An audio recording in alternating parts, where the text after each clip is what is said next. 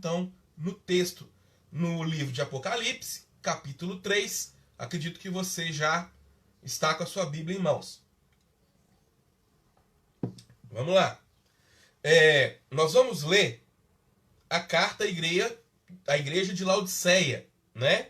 Então, vai ser a partir do verso 14. Então, eu queria que você, juntamente comigo, compreendesse algumas coisas importantíssimas sobre a igreja de Laodiceia e sobre esse contexto que envolve essa igreja. Eu tô sem o meu computador aqui, você percebeu, né? Mas, em nome de Jesus, Deus vai me dar graça que tudo que eu estudei vai vir à memória aqui e nós vamos ser enriquecidos pela palavra do Senhor, tá? Então, se eu tiver alguma dúvida aqui, você não repara não, tá? Vamos lá. Laodiceia. Laodiceia é uma igreja que estava na cidade de Laodiceia, né? Então, essa cidade de Laodiceia, nós vemos que ela foi fundada provavelmente 200 anos antes de Cristo. E essa igreja de Laodiceia, a cidade de Laodiceia, era uma cidade muito importante. Bom, a começar por quê? Laodiceia não se chamava Laodiceia. Ela tinha um outro nome. E como foi, ela era uma cidade helênica, uma cidade grega, ela era uma cidade que tinha a cultura grega em si. E ela tinha o nome de Diáspólis. Isso. Diáspólis. O que significava a cidade de Deus. E como era no contexto helênico, a cidade de Zeus, né? E aí, então, aquela cidade era a cidade de Deus, né? A cidade onde Deus era o Senhor, o dono, né? Vamos dizer assim. Então, quando a história foi acontecendo, chegou um imperador que dominou toda a região ali, e ele, ao dominar aquela região, ele pede para destruir completamente aquela cidade de Diáspólis. E aquela cidade de Diáspólis, ela recebeu essa notícia. E o governador, aquela pessoa que estava supervisionando então aquela destruição, foi para lá. E aquele homem foi com a sua esposa. E a sua esposa, ela chegou lá e ficou apaixonada com aquela cidade. Gostou muito daquela cidade, daquela região, por causa de alguns motivos que eu vou dizer para você daqui a pouquinho. E aí, ela vira e conversa com o seu esposo e fala o seguinte: olha, não destrói essa cidade, não. Não acaba com ela, não. E aí, aquela pessoa, né, aquele senhor, aquela autoridade, ele vira e faz um acordo com aquela cidade de Diáspólis. Ele fala: olha, eu vou turbinar essa cidade, eu vou fazer com que essa cidade cresça, se desenvolva, seja uma excelente cidade. E aí, vocês mudem o nome daquela cidade. E colocaram o nome de Laodiceia. Sabe por quê? Porque a esposa daquele homem se chamava Laodiceia. Então, vem desse contexto o nome. E aí, Laodiceia. Então ficou a cidade chamada Laodiceia. E por que Laodiceia, né? Aliás, o que significa Laodiceia? Laodiceia significa o poder do povo. O povo como governante. O governo do povo, né? É como se fosse a cidade da democracia. E aí nós vamos entender um pouco a fundo por que é que Jesus fala algumas coisas aqui, e nós vamos, né, ver que Jesus ele tem todo o conhecimento, todo o entendimento e fala conosco de uma maneira que nós temos a nossa compreensão. E aí, então, uma das razões que a Laodice gostou da cidade era porque ali tinha algumas fontes de água morna. Desculpa, havia uma canalização de águas mornas ali. Então, aquela cidade, aquelas águas eram também tidas como águas de fontes termais, medicinais. e eles tinham então aquela cidade ali muito interessante. Era uma cidade que ficava num ponto estratégico, porque fazia divisa com outras grandes cidades, e aí a cidade de Laodiceia, ela ficava num vale entre duas cidades. E aí nós vamos entender o contexto aqui daqui a pouco. Ficava entre uma cidade chamada Hierápolis, e essa cidade chamada Hierápolis, ela era conhecida pelo turismo por causa das fontes de águas termais. Então, Laodiceia pegava aquelas águas termais medicinais que vinha das nascentes em Hierápolis e levava em aquedutos até a cidade de Laodiceia. E aí, então, a água vinha e ela, ao passar pelo percurso, ela ia esfriando, esfriando, não chegava quente em Laodiceia, chegava morna, né? E aí, ficava também entre uma outra cidade. Uma cidade que era também conhecida pelas suas águas frias. E era também explorado um pouco o turismo nesse sentido. Que era a cidade que você já ouviu falar, né? Que tem até um livro da Bíblia destinado à igreja dessa cidade, chamada Colossos. Você já viu a carta de Paulo aos Colossenses. Então, Colossos era a cidade que tinha fontes de águas frias. E aí, então, Laodiceia estava entre essas duas cidades. Outra coisa interessante sobre Laodiceia é que Laodiceia era como que se fosse a cidade bancária de toda a Ásia Menor. Então, toda a riqueza era acumulado ali naquela cidade. Então, o ouro, as pedras preciosas, tudo de valor era sempre destinado lá. E lá era como se fosse a casa da moeda, né? A casa da moeda ali da Ásia Menor. Então, ela era uma cidade muito rica mesmo. Conta-se que houve um terremoto e derrubou a cidade de Laodiceia por completo. E não só a cidade de Laodiceia, mas todas as cidades ali ao entorno. E o que acontece? Roma, já no Império Romano dominando, né? Ele manda recursos para as cidades ali, e Laodiceia vira e fala assim, não precisa. Nós temos recursos que vai nos ajudar aqui e nós podemos levantar a cidade com o nosso próprio dinheiro. Então era uma cidade bem rica, né? E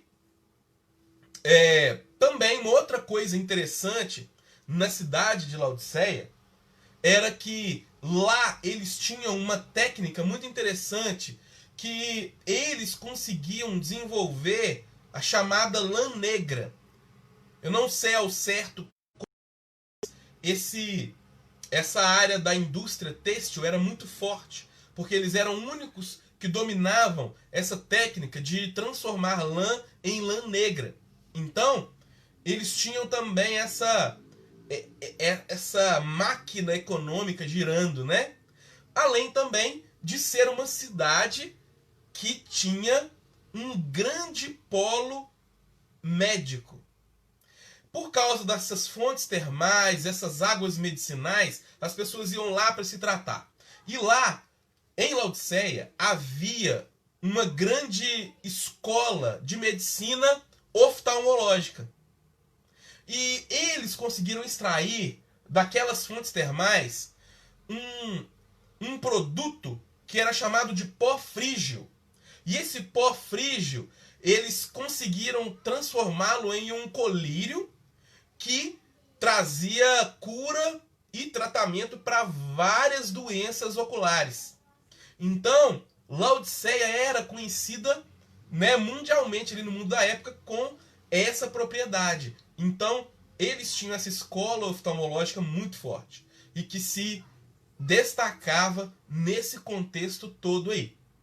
Bom, esse contexto de Laodiceia, você já começou a perceber algumas coisas em relação ao texto, não é verdade? Já deu para a gente poder pegar aqui muita coisa do porquê Jesus escreve o que escreve.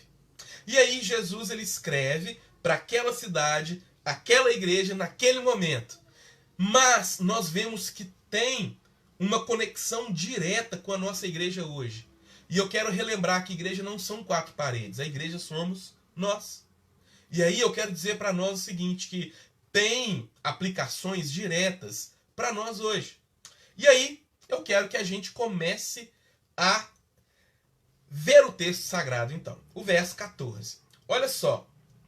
O verso 14 ele começa da mesma maneira. Olha, ao anjo da igreja em Laodiceia escreva. Ou seja, aquele anjo da igreja, o líder, o pastor, ele é o porta-voz da igreja. Então, fala com aquela igreja por meio do seu líder, para que o líder transmita o recado. E Jesus ele se apresenta como a resposta para os problemas que as pessoas enfrentam. Você está passando por luta, por problema, por dificuldade, por qualquer tipo de privação ou limitação? Jesus é a resposta para a sua vida. Então, aqui ele mostra, assim como nas outras 6, quem ele é. Ele é aquilo que aquela igreja precisa. E ele é aquilo que nós precisamos hoje. Vamos lá. Ele diz, né? Escreva. Escreva o quê?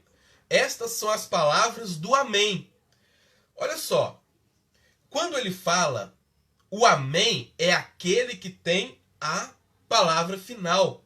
E Amém, nós sabemos que significa assim seja. Nós concordamos com o que está sendo dito.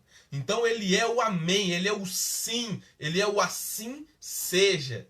Ele é aquele que define o que é e o que não é. Então tudo provém dele. E aí ele diz, né?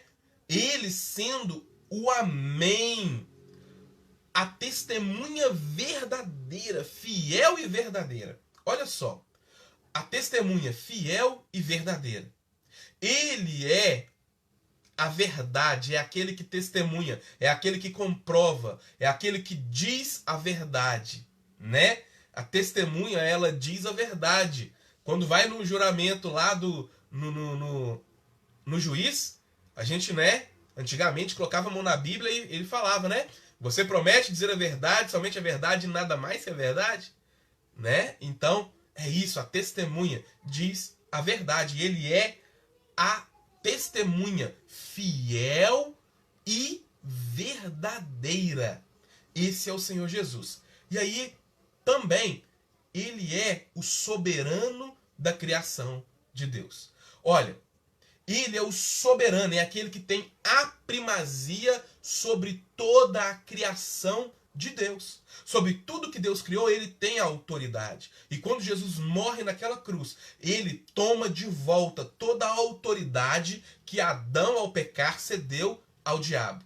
E ele retoma. Então ele tem toda a autoridade divina. Esse é o nosso Deus. Então, se você parar para pensar aqui comigo, olha, Laodiceia, aquela igreja se dizia, então, a tradução é a igreja em que tem o governo do povo. Jesus está dizendo, não. Eu sou o governo, eu sou o primeiro, a primazia que tem toda a autoridade na criação. Aquele que está sentado no trono diante do Pai. Aquele que governa junto com o Pai. Então, em primeiro lugar, nós vemos o quê? Havia um problema ali naquela igreja e nós vamos começar a ver, né? Onde Jesus não estava no trono, não estava sentado ali onde ele deveria estar, no lugar de governo, né? E um trocadilho aqui a gente vê o seguinte, Diáspolis, a cidade de Deus, para Laodiceia, ou seja, é como se aquela igreja tivesse tirado aquela ideia de que era a cidade, o povo, a família de Deus, e se tornou a família do próprio povo. Então, lembrando, a igreja, ela não é democrática. Não é o povo que tem o governo da igreja, mas ela é sim teocrática, onde Deus está no centro. Ela não é antropocêntrica, ou seja, o homem no centro de tudo. Mas ela é teocêntrica, onde Deus está no centro. E aí, Jesus, ele começa a dizer algumas coisas importantes. E aqui nós vemos o quê?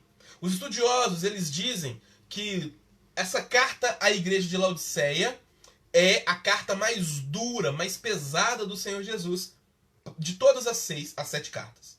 E aí, eles afirmam isso categoricamente, dizendo que Laodiceia era uma igreja que recebeu duras críticas. E a gente vê aqui uma coisa muito, muito pontual. É que quando a gente vê que Laodiceia, ela recebe somente críticas, a gente fica pensando que era uma igreja que tinha muitos problemas que precisavam de ser tratados. E que Jesus, ao andar pela igreja, ele não conseguiu reparar nenhum elogio que pudesse enaltecer aquela igreja.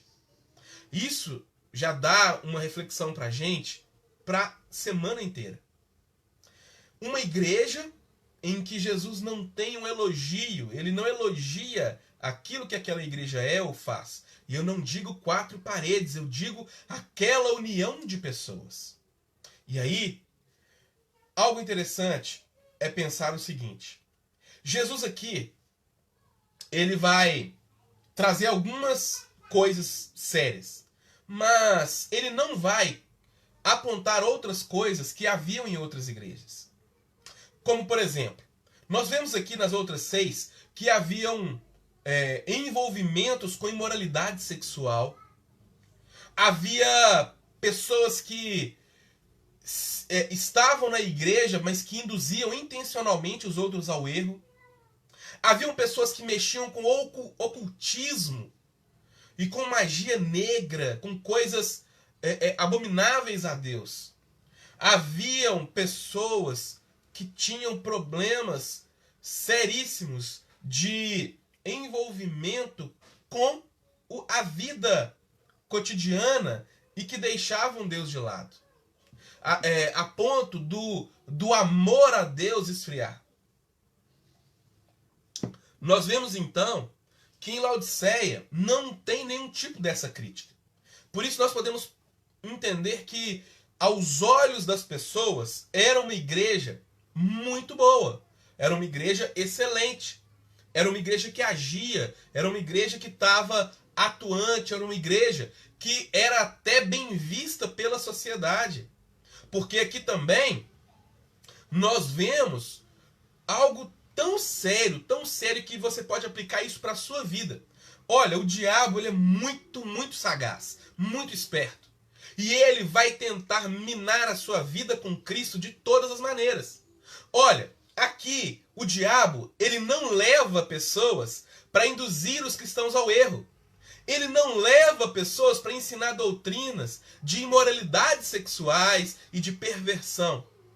Ele não leva pessoas para se encantarem com a soberba ou para deixarem o amor de Deus esfriar. Não. Ele não leva pessoas ao limite da perseguição a ponto de matar, queimado, com mortes atrozes. Não. A igreja de Laodiceia era uma igreja que tinha um bom relacionamento com o povo.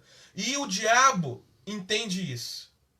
E aí eu quero dizer para você, olha, se você não passa por nenhum tipo de problema, de luta, se você não tem passado por provação, se tudo na sua vida sempre vai muito bem, é porque há uma coisa errada. Sabe por quê? É porque você e eu podemos não estar incomodando o inferno, o diabo. E a Bíblia diz que a igreja de Cristo é uma igreja ativa, é uma igreja atuante, é uma igreja que tem a sua milícia e ela luta, sabe? Porque a Bíblia diz que as portas do inferno não prevalecerão contra a igreja. Ou seja, a igreja vai estar arrombando as portas do inferno para saquear as vidas que estão indo para lá. Só que aqui nós vemos que o diabo está tranquilo com essa igreja, porque ele não manda nem perseguição. E aí nós vemos, sabe por quê? É porque a igreja de Laodiceia não fazia diferença onde ela estava. E talvez, se nós estivermos assim, é porque nós podemos também não estar fazendo diferença onde nós estamos. O diabo só vai incomodar com aquele que está destruindo as obras dele, desfazendo as obras dele. Aí sim, o diabo vai se levantar, vai ter retaliação, vai ter briga, né? Vai ter guerra espiritual. E aí você vai perceber claramente isso. Mas então, eu quero que a gente pense aqui. Olha, Jesus ele fala, no verso 15 aí, sei que eu conheço as suas obras, né? Ele continua dizendo para nós que ele conhece as obras. Ele conhece aquilo que a gente faz. Ele conhece aquilo que nós somos. Ele conhece a intenção do nosso coração. Se nós estamos fazendo o que estamos fazendo para nós ou para ele ou para nos promover ou para qualquer outro motivo. Então, o Senhor, ele conhece e ele fala, eu conheço as suas obras. E ele conhece a nossa obra. Ele conhece as obras da Igreja Batista Conexão. Ele sabe quem nós somos. Vocês conseguem compreender isso? E isso é muito sério, porque dele não tem como nós fugirmos. E olha o que ele diz sobre a igreja de Laodiceia. Olha que coisa poderosa. Olha o 15. Sei que você não é frio nem quente. Sei que você não é frio nem quente. Melhor que você fosse frio ou quente. Sabe, gente? Jesus ele traz uma palavra forte. Ele fala, olha, eu conheço as suas obras, eu sei que você não é nem frio nem quente. Você não é nem Hierápolis e nem Colossos. Você está no meio.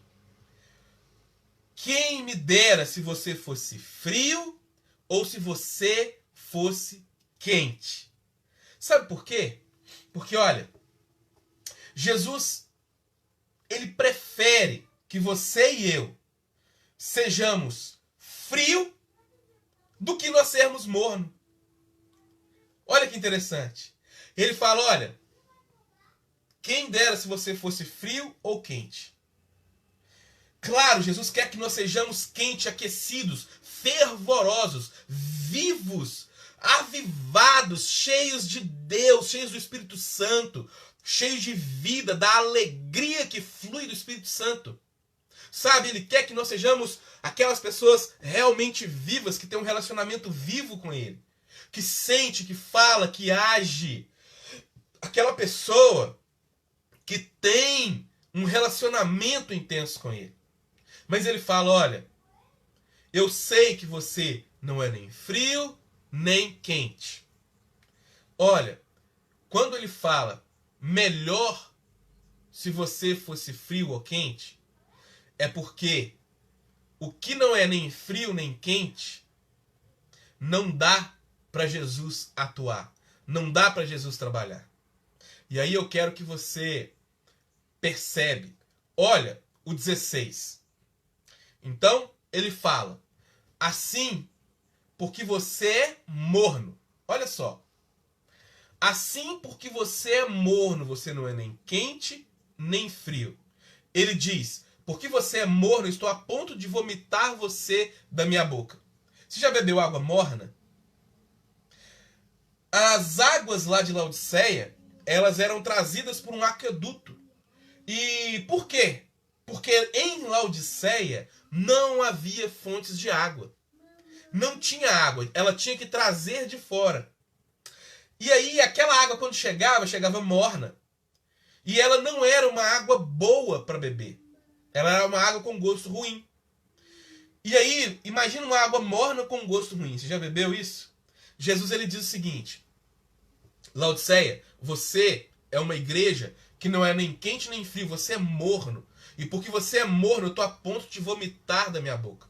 Olha, a igreja de Laodiceia, é duro falar isso, gente, mas era uma igreja que causava náuseas em Jesus. Jesus diz, eu estou a ponto de te vomitar da minha boca. Pensa bem ouvir isso do próprio Senhor. Mas olha, palavras duras são necessárias quando há dureza de coração. Porque quanto mais duro o nosso coração for, mais duro o Senhor tem que agir. E se nós formos muito obstinados, Ele vai usar uma britadeira para quebrar o nosso coração. E era o que acontecia com a igreja de Laodiceia. Olha, você é morno, então eu tô a ponto de te vomitar. Sabe por quê? Porque, olha, o que significa ser quente ou frio? Ser quente é ser cheio do Espírito Santo, é entender a vontade de Deus e obedecê-lo, ter alegria para obedecer, ter alegria em ser de Cristo, é ter alegria em viver as coisas dele. Ser frio é o oposto, é não conhecer a palavra, não entender, não ter um encontro com Jesus, não se deixar ser levado por esse amor. Olha, quando se é quente, Jesus aplaude e incentiva. Quando se é frio, Jesus chama. Ele abre os braços. Mas quando é morno, é aquele tipo de pessoa ou de igreja que, infelizmente, é aquela pessoa ou igreja que vive nas doutrinas certas, vive seguindo aquilo que a religião pede. É aquela pessoa ou aquela igreja que vive sendo até agradável com o pessoal de fora. Sabe, as pessoas de fora até gostam da igreja. Ah, que coisa bacaninha. Mas é aquela igreja que canta, que adora a Deus, aquelas músicas bonitas, tem palavras até bíblicas. Mas aquela igreja não transforma a realidade onde ela está inserida. É aquela vida que não impacta as pessoas que estão ao redor. Então, aquela igreja era morna. E quando somos mornos, é problemático para Jesus. Sabe por quê? Porque a vontade de Deus é que nenhuma pessoa se perca. Então, nós, como igreja, não podemos ser morno. Por quê? Porque nós vamos viver simpatizando com o mundo, as pessoas gostando de nós, mas nós não levando Cristo para as pessoas, a ponto de acontecer como aconteceu em Laodiceia. Ela se assemelhou com o mundo. Então a igreja de Laodiceia se tornou como aquela cidade. Se tornou claramente como aquela cidade. E olha como era aquela cidade e olha como era Laodiceia. Jesus ele afirma, aqui ainda no 16, né? No 17, desculpa. Ele vai dizer algo assim, poderoso. Olha o 17. Você diz, estou rico, adquiri riqueza e não preciso de nada.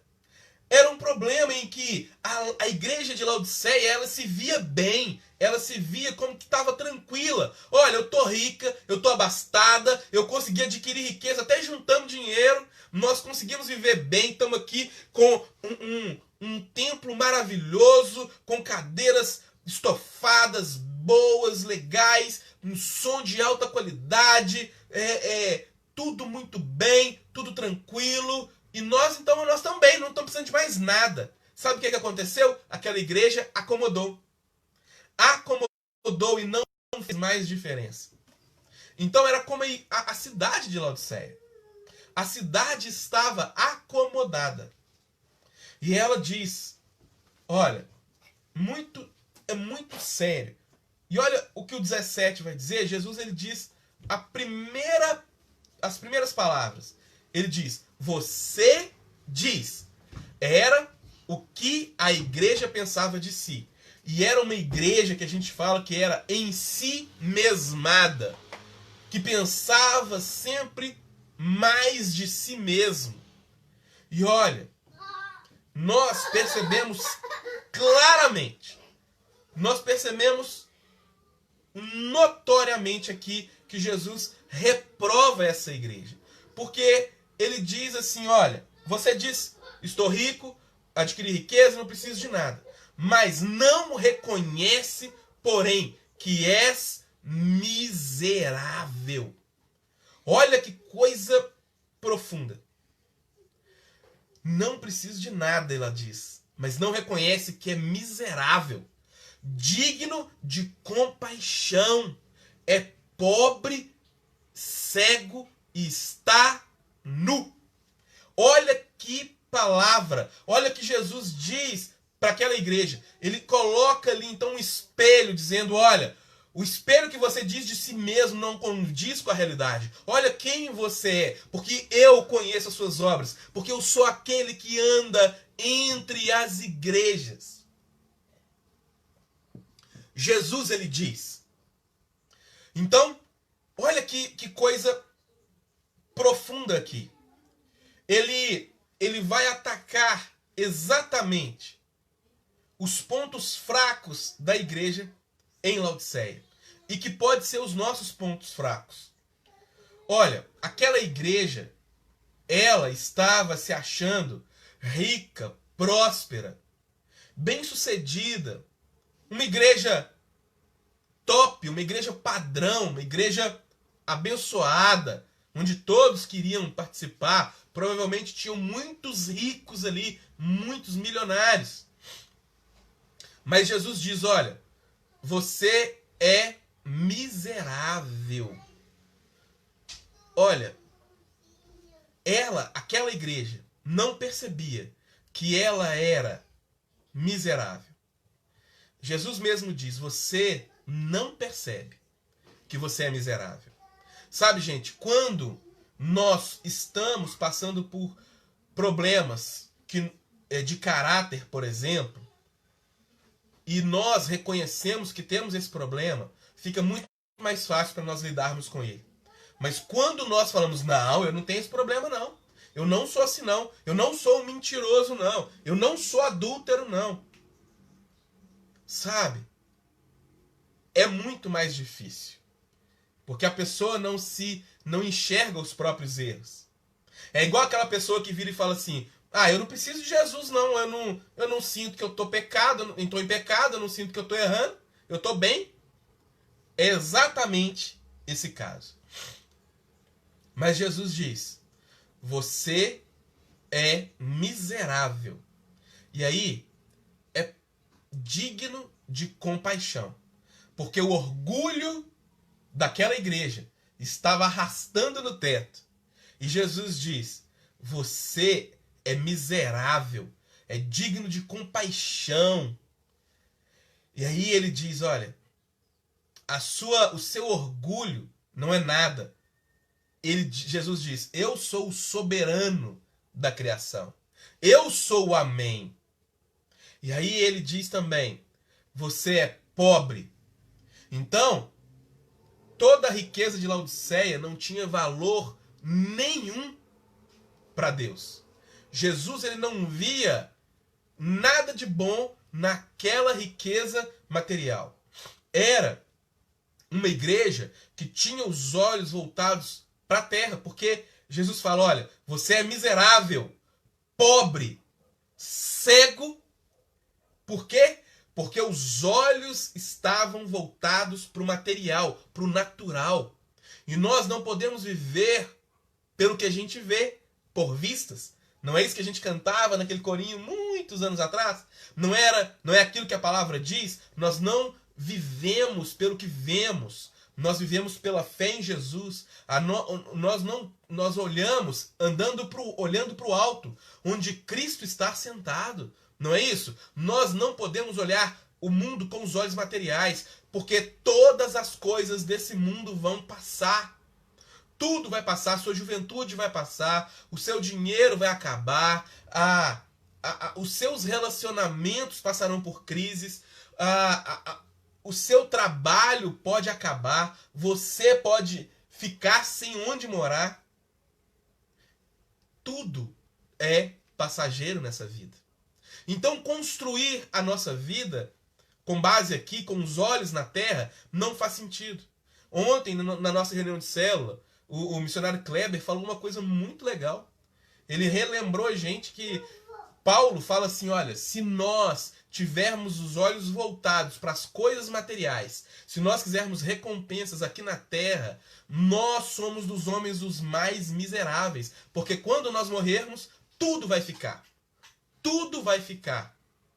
E aí, aquelas coisas tão importantes que você guardava, aquelas fotos, sabe, aqueles documentos com tanto carinho, sabe, aquelas revistas, aqueles livros, aquelas roupas, alguém vai vir e vai pegar, vai folhear e vai jogar a maioria das coisas fora, vai doar outras coisas e você não vai desfrutar de nada.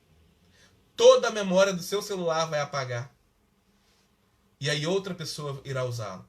Então, nós não devemos ter os olhos voltados para a terra como era a igreja em Laodiceia.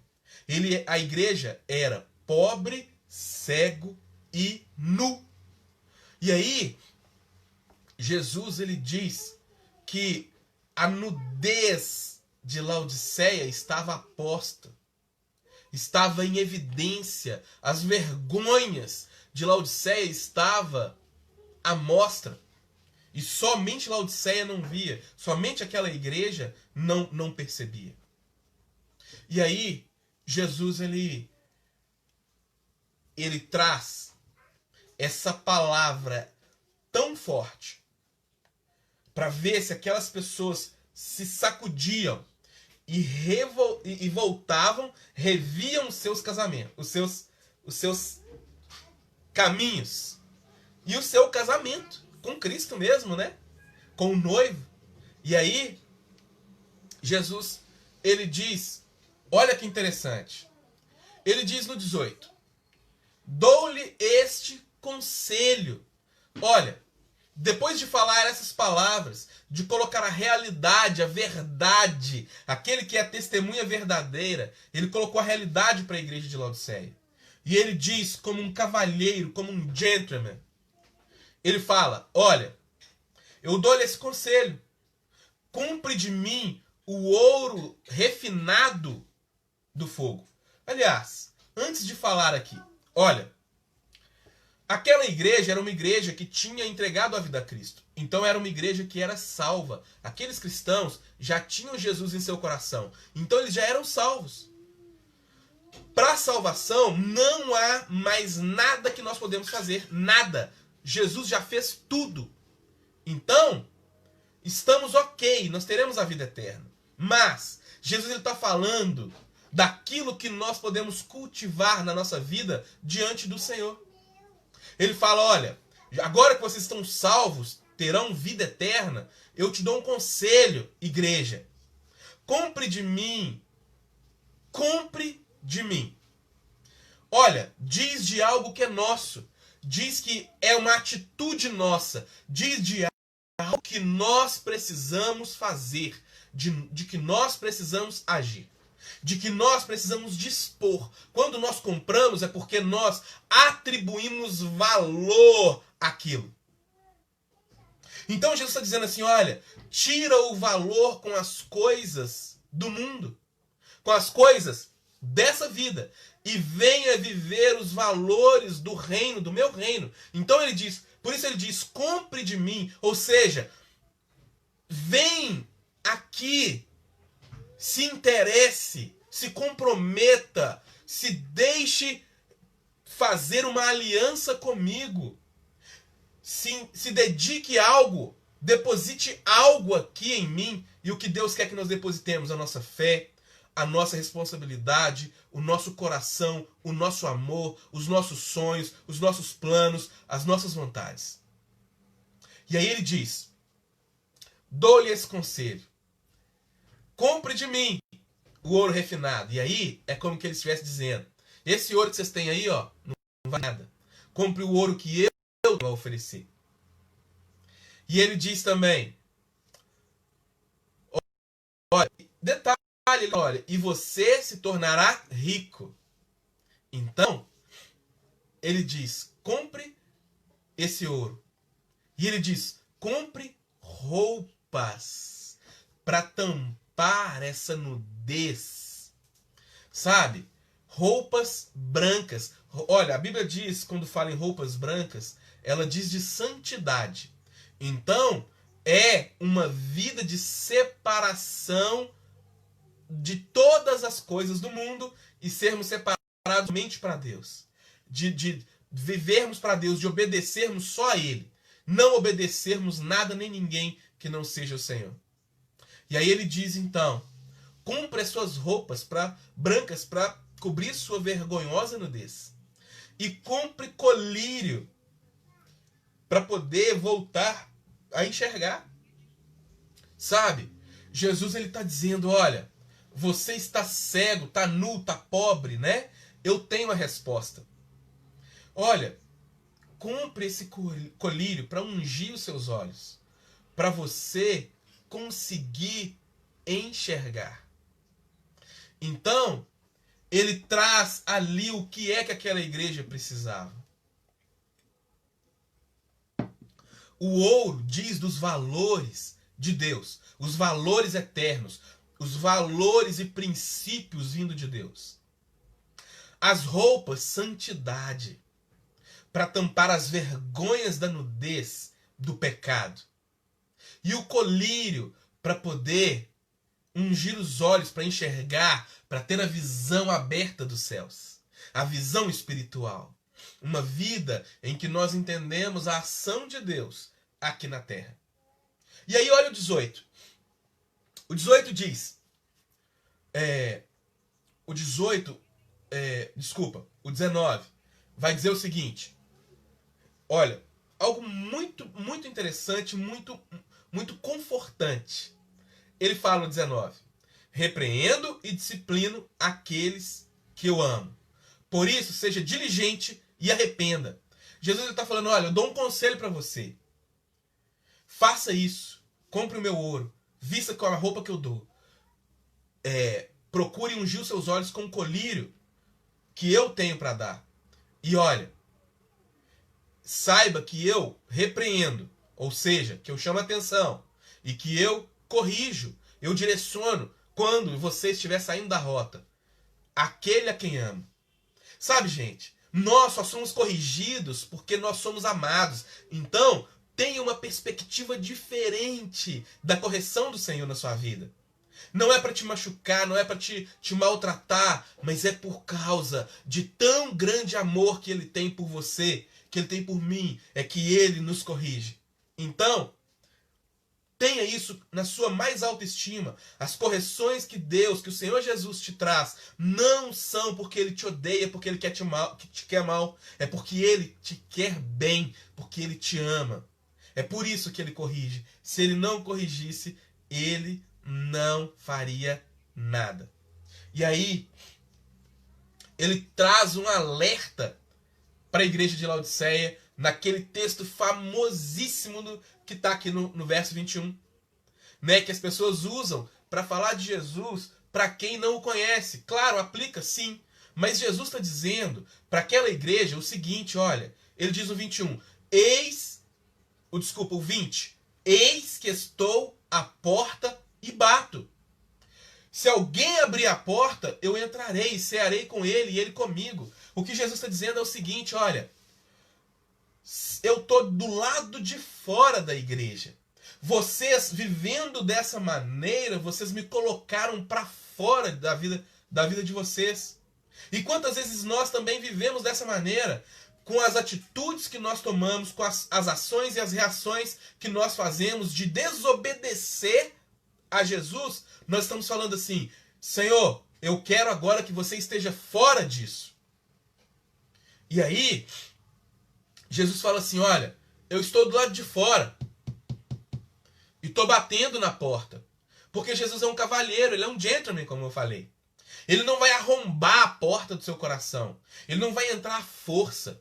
Ele vai bater na porta. E se alguém abrir a porta, e aí não é alguém que não conhece a Jesus, é alguém que conhece a Ele. É nós, você e eu. Ele bate na porta do meio do seu coração. Porque às vezes nós estamos como a igreja de Laodiceia, vivendo para nós mesmos, vivendo querendo as coisas somente para essa vida. Sabe? E Jesus diz o seguinte, Olha, eu tô à porta e tô batendo porque você colocou do lado de fora e você nem percebeu. Eu tô batendo aqui para você perceber que eu tô do lado de fora. E aí Jesus, se você abrir a porta, ele fala comigo, Daniel, se você abrir a porta do seu coração, eu vou entrar. Você tá entendendo? Não é que se você abrir a porta, ele vai pensar se vai entrar. Não, se a gente abrir a porta, ele vai entrar. Ele vai entrar e vai fazer morada. E ele vai viver a intimidade mais profunda que nós podemos ter com ele. Porque ele diz, olha, e eu cearei com ele e ele comigo. Sabe o que isso quer dizer? Nós teremos a nossa refeição juntos. Nós comeremos juntos. E, gente, você já parou para pensar que nós, principalmente aqui em Minas, se a gente quer reunir, a gente se reúne para comer. É em volta de uma mesa, né? Normalmente, né? O que acontece nas famílias? A gente conversa, mas a conversa sempre acaba na cozinha, né? Comendo. Né? E aí, nós aqui percebemos que Jesus diz, olha, eu quero ter intimidade com você. Eu quero contar da minha vida, eu quero cear com você, eu quero compartilhar, partir o pão com você. E aí, se nós deixarmos, ele vai entrar. E aí o 21. O 21 ele diz, aquele, olha só, o 21, ao vencedor darei o direito de sentar no meu trono. Ou seja, numa igreja onde o governo era do povo, ele diz, o governo é meu, eu tenho o trono e eu sento no trono. E eu, vencedor, aquele que vencer junto comigo, eu darei o direito a sentar-se comigo no meu trono, ou seja, para governar com ele. Assim como ele governa com o Pai. Olha que interessante. Darei o direito de sentar-se comigo em meu trono, assim como eu venci e sentei com meu Pai em seu trono. Jesus diz, olha, assim como eu dei o exemplo e eu venci, você pode vencer. Sabe, por mais que você ache que seja difícil, que seja cansativo e desesperador, Jesus diz, eu venci. E se você vencer, você reinará comigo e governará comigo. Você assentará no trono comigo. Olha a recompensa que Jesus dá àquele que vencer. E aí, o 22. Jesus, ele encerra dizendo, aquele que tem ouvidos, ouça o que o Espírito diz às igrejas. Sabe, gente, aqui o Senhor diz, aquele que tem ouvidos, os ouvidos espirituais. Se o Senhor tem aberto seus ouvidos nessa série, eu quero te convidar a abrir a porta do seu coração. Sabe, o Senhor Jesus, ele nos chama. E se você tem sentido algo dentro do seu coração, o Senhor quer fazer com que isso que está aí dentro seja externalizado. Então você precisa expressar isso para o Senhor. Entrega a sua vida a Ele. A minha oração é que você e eu possamos ser levados a compreender a igreja de Laodiceia. E nós sabermos como nós devemos não agir. Eu acredito que Deus tem falado muito aos nossos corações aqui. Eu sei que Ele tem derramado nessa série grandes coisas, grandes revelações da sua palavra, grandes entendimentos. E olha, não é para que isso seja acomodado no nosso coração e nós estejamos tranquilos, não. É para que nós pratiquemos, é para que nós confrontemos as obras do diabo. É para que a gente cause transtorno no inferno. É para que o diabo seja derrotado. Então, eu quero te dizer que, ao final aqui, a minha oração é que nós possamos compreender aquilo que o Senhor está dizendo, ouvir, dar atenção, o que o Espírito Santo está dizendo para a sua igreja. Vamos fazer uma oração? Deus e Pai, nós agradecemos ao Senhor por esse momento. Te pedimos humildemente, venha com graça e misericórdia e tira de nós tudo que for da igreja de Laodiceia. Tudo que for fora da vontade do Senhor. Tira os nossos olhos, Pai. Eu te peço, unja os nossos olhos com o colírio que o Senhor tem para nós. Vista-nos, Deus, com as vestes da santidade, para que a vergonha da nossa nudez pecaminosa venha a ser coberta, Pai. Lavadas pelo teu sangue. E, Pai, faça, Senhor, com que nós tenhamos os valores do Senhor em nós. Que a riqueza da nossa vida seja os valores que o Senhor tem para nós. Por isso, Senhor, eu oro agradecido, porque eu sei que o Senhor tem dado isso para nós. Fortaleça-nos em nome do Senhor Jesus. Amém, amém. Glória a Deus. Aleluia.